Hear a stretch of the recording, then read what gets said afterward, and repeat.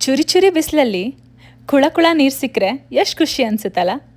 ವೇಗಸ್ನ ಸುಡೋ ಬಿಸಿಲಿಂದ ಎಸ್ಕೇಪ್ ಆಗೋಕ್ಕೆ 1 hour scenic ರೂಟಲ್ಲಿ drive ಮಾಡ್ಕೊಂಡು ಬಂದರೆ ಸಿಕ್ತು ನಮಗೆ ಈ ಜಾಗ ವಿಲೋ ಕ್ರೀಕ್ ಬೀಚ್. ಇಲ್ಲಿಂದ 2 hours ಕಯಾಕ್ ಮಾಡಿದ್ರೆ ಸಿಗುತ್ತೆ ಎಮರಾಲ್ಡ್ ಕೇವ್.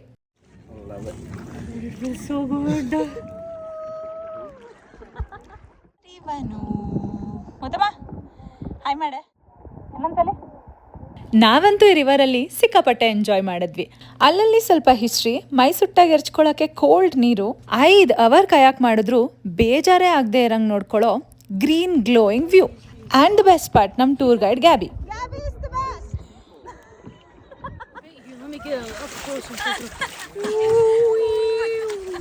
ಫುಲ್ ಟ್ರಿಪ್ ತಮಾಷೆ ಮಾಡ್ತಾ ನಗಾಡ್ಸ್ಕೊಂಡು ಕರ್ಕೊಂಡೋಗಿ ಸೇಫಾಗಿ ವಾಪಸ್ ಕರ್ಕೊಂಡು ಬಂದರು. ಅವ್ರಿಗೆ ನಾನು ಫ್ಯಾನ್ ಆದೆ, ನನಗೆ ಅವ್ರು ಫ್ಯಾನ್ ಆದರು. ಈ ವಿಚಿತ್ರ ಸೌಂಡ್ ಕೇಳ್ತಾ ಒಂದು ಚಿಕ್ಕ ಹೈಕ್ ಮಾಡಿದ್ವಿ. ಮೇಲಿಂದ ಈ ಜಾಗ ಇನ್ನೂ ಕಲರ್ಫುಲ್ಲಾಗಿ ಕಾಣಿಸ್ತು. ಗ್ಯಾಬಿ ಹತ್ರ ಸ್ವಲ್ಪ ಫೋಟೋಸ್ ತೆಗೆಸ್ಕೊಂಡು ವಾಪಸ್ ಹೊರಟ್ವಿ. ಸುಮ್ಮನೆ ಹೋಗೋಕ್ಕಾಗತ್ತೆ, ಅಡ್ವೆಂಚರ್ ಕೂಡ ಮಾಡಿದೆ. ಹೌದಾ, ಸರಿ ಬಾ.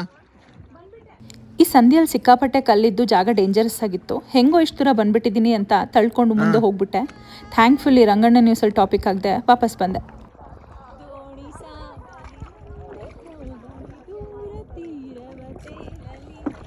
ಸೊ ವೇಗಸ್ಗೆ ಹೋದರೆ this is one of the places to consider.